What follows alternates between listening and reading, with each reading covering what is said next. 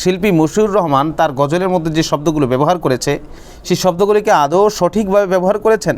তার গজলের অর্থ কী দাঁড়ায় সেটা কি তিনি কখনো ভেবে দেখেছেন?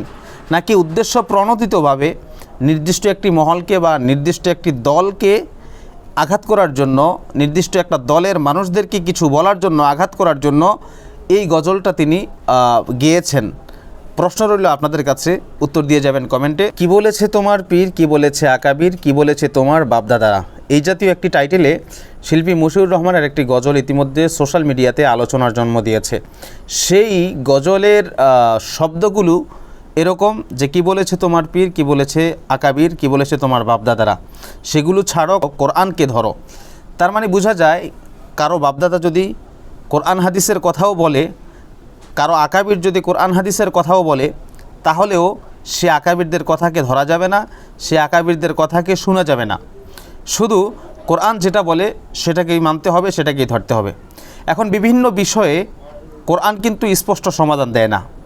তাহলে কি আকাবিররা যদি কোরআন হাদিসের থেকে সেই সমাধান বের করে তার পরবর্তী প্রজন্মকে বলে যায়, বা কারো বাপদাদা যদি কোরআন হাদিসকে রিসার্চ করে সেটার থেকে একটা সমাধান বের করে যদি সন্তানদেরকে বলে যায়, সেটা কি সন্তানরা মানতে পারবে না? সেটা কি সন্তানরা পালন করতে পারবে না?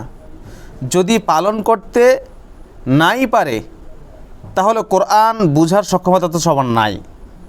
আকাবিররা যেভাবে কোরআন বুঝেছে পরবর্তী প্রজন্ম তো সেভাবে কোরআন বুঝবে এরকম নয়। এখন যদি আকাবিরদের কথা কোরআন মাফিক হয়, কোরআন অনুযায়ী হয়, তাহলে আকাবিরদের কথা শুনতে সমস্যা কোথায়?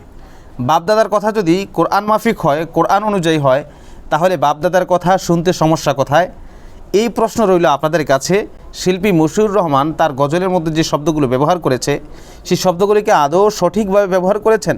তার গজলের অর্থ কী দাঁড়ায় সেটা কি তিনি কখনো ভেবে দেখেছেন?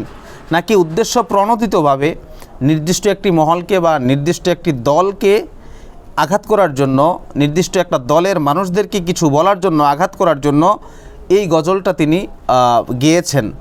প্রশ্ন রইল আপনাদের কাছে, উত্তর দিয়ে যাবেন কমেন্টে।